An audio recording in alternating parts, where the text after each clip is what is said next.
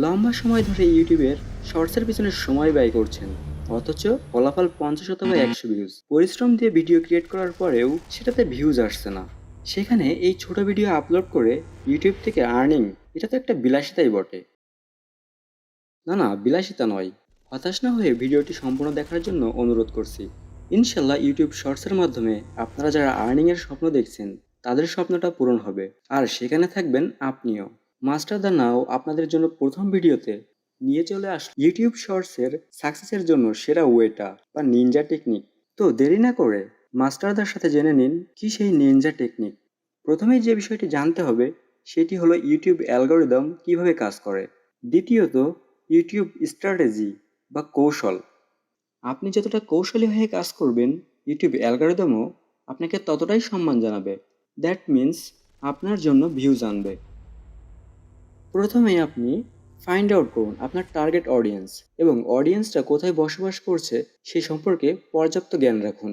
কারণ আপনি যখন আপনার টার্গেট অডিয়েন্স সম্পর্কে এই সকল ধারণা রাখতে পারবেন, তখন তাদের চাহিদা অনুযায়ী আপনার ভিডিও তৈরি করতে স্বাচ্ছন্দ্য বোধ হবে।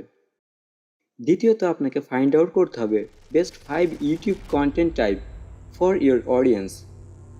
আপনি যে দেশেই বসবাস করুন না কেন, জাস্ট সিম্পলি গুগলে যেয়ে বেস্ট 5 ইউটিউব কন্টেন্ট টাইপ এটা লিখে সার্চ করুন।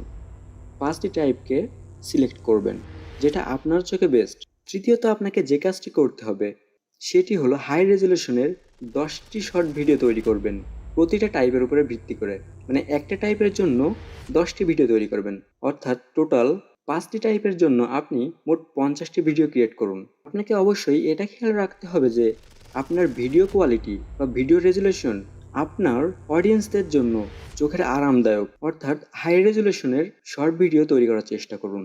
সাথে আরও একটি বিষয় আপনাকে খেয়াল রাখতে হবে, আপনার ভিডিওটি যেন মিনিংফুল হয় আপনার অডিয়েন্সদের কাছে বা আপনার যে দর্শক আছে তাদের কাছে।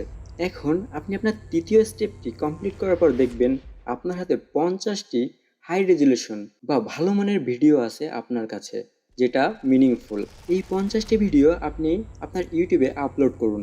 অবশ্যই সেটা শিডিউল করে। আপনি আপনার শর্টসগুলিকে শিডিউল করে আপলোড করুন। প্রতিদিন 2টা শর্ট ভিডিও, সর্বমোট 25 দিনে 50টি ভিডিও আপনার অডিয়েন্সদের কাছে পৌঁছাবে। ভিডিও আপলোড করার সময় বা শর্টসগুলো আপলোড করার সময় আপনি অবশ্যই খেয়াল রাখবেন যে বেস্ট সিনারিওটা, অর্থাৎ শর্টসের যে থাম্বনেইলটা আছে সেটা যেন আপনার ভিডিওর বেস্ট সিনারিওটা হয় সেটার দিকে।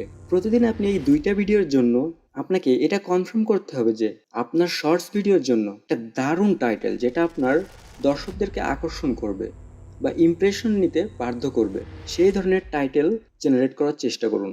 ইউটিউব শর্টসের সাথে ট্যাগ ইউজ করুন, খুব বেশি নয়, 2 থেকে 3টা। ফিফথ স্টেপ বা পঞ্চম স্টেপে আপনাকে এটা খেয়াল রাখতে হবে আপনার ভিডিওগুলো অবশ্যই যেন একটি নির্দিষ্ট সময়ে প্রতিদিন আপলোড হয়, অর্থাৎ আপনাকে টাইম মেনটেন করতে হবে এই শর্টগুলি আপলোড করার জন্য।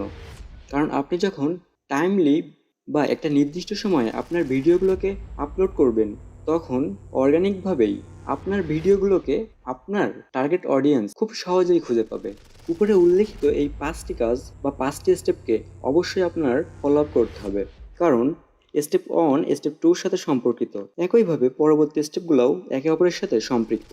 যদি আপনি এর ভিতর থেকে একটি স্টেপও মিস করেন তাহলে পরবর্তী স্টেপটা কাজ করবে না সঠিকভাবে। প্রথমেই আমি আপনাদেরকে বলেছিলাম আপনাদেরকে কৌশলী হতে হবে। যদি আপনি কৌশলী হন তাহলে ইউটিউব অ্যালগরিদম অবশ্যই আপনাকে সম্মান জানাবে। উপরের 5টি স্টেপ আপনি ধারাবাহিকভাবে ফলো করুন, নিঃসন্দেহে আপনার ইউটিউব শর্টসে ভিউজ আসতে বাধ্য এবং ইউটিউব শর্টস থেকে আর্ন করবেন আপনিও। ধন্যবাদ সবাইকে এত সময় সাথে থাকার জন্য। পরবর্তীতে এমন ধরনের ভিডিও পেতে মাস্টার দা নাও এর সাথে থাকুন। মাস্টার দা নাও আপনাদের জন্য এমন ধরনের দারুণ সব কন্টেন্ট নিয়ে আসার চেষ্টা করবে। Thanks for watching.